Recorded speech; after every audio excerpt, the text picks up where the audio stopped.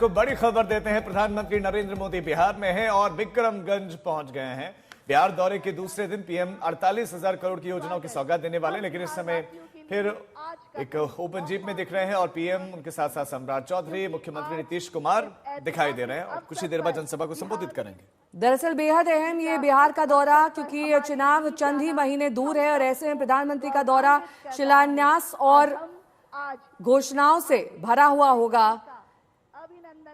आज ये बड़ी जनसभा संबोधित करने वाले हैं। अब से कुछ ही देर बाद प्रधानमंत्री नरेंद्र मोदी, उनके साथ इस वाहन में सम्राट चौधरी और नीतीश कुमार की मौजूदगी है। लगातार कयास लगाए जा रहे हैं कि क्या बीजेपी का मुख्यमंत्री चेहरा सम्राट चौधरी होने वाले हैं, इसीलिए हर जगह सम्राट चौधरी की मौजूदगी रहती है। लेकिन इस बीच कई सवाल ये भी हैं कि क्या नीतीश कुमार अपनी दावेदारी छोड़ेंगे अगर एनडीए के अस्तित्व को जिंदा रखना है।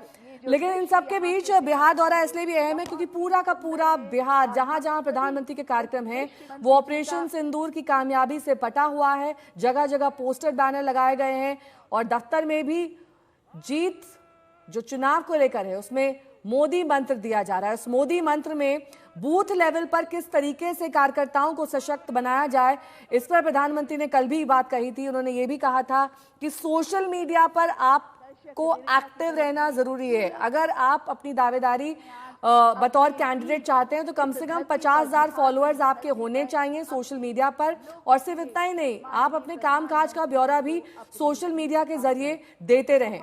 यानी कि सोशल मीडिया पर मौजूदगी को प्रधानमंत्री ने काफी जोर देकर बताया। बहुत इंटरेस्टिंग एक क्राइटेरिया, लेकिन इसके अलावा ये सारे प्रोजेक्ट्स की सौगात मिल रही है, किस इलाके में मिल रहे हैं? ये वो इलाका है जहां पर एनडीए का प्रदर्शन बहुत अच्छा नहीं रहा जो चुनाव हुए, और इससे पहले पटना में रोड शो हुआ था। अब पीएम का बिहार पर इतना फोकस क्यों है? उसके पीछे की वजह है चुनाव है।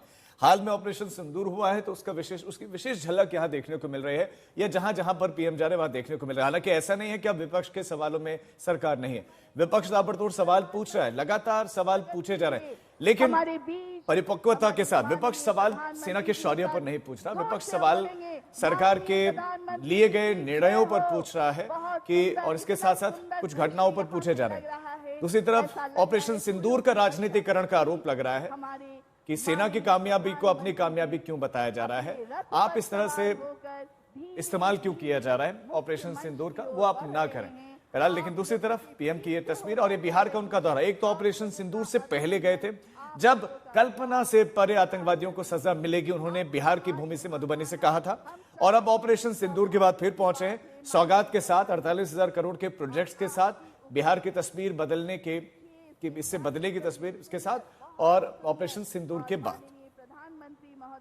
हिमांशु मिश्रा मेरे सहयोगी जुड़ गए हैं तमाम जानकारी के साथ। हिमांशु, कई मायनों में बिहार का ये दौरा बेहद अहम है प्रधानमंत्री का, और इसके बाद भी कई दौरे होते रहेंगे जब तक चुनाव नहीं आता है। लेकिन कल सोशल मीडिया पर इतनी बातें कहना, उस पर फोकस रखना, जो तमाम कैंडिडेट्स हैं जो दावेदारी ठोकेंगे या फिर जो वहां के अहम नेता हैं, सबको सोशल मीडिया पर एक्टिव रहना है, ये वाकई हैरान कर देने वाली बात है।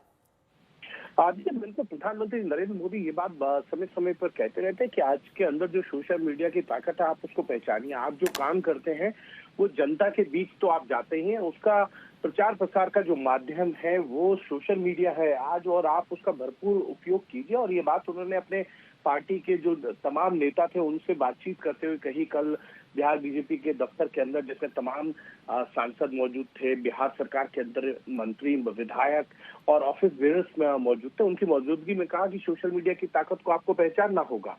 और यही कारण है कि प्रधानमंत्री Narendra Modi time to time social media के लिए न सिर्फ कल उन्होंने कहा, बल्कि इससे पहले भी जो है वो चाहे वो कैबिनेट की बैठकें हो दिल्ली के अंदर या उससे अन्य बैठकें रहती हो, सोशल मीडिया के लिए वो हमेशा जोर देते हैं कि आपके प्रचार प्रसार का माध्यम जो है वो मीडिया के अखबार हो या टेलीविजन हो, उनके अलावा सोशल मीडिया बहुत बड़ा एक माध्यम है लोगों तक अपनी बात को पहुंचाने का।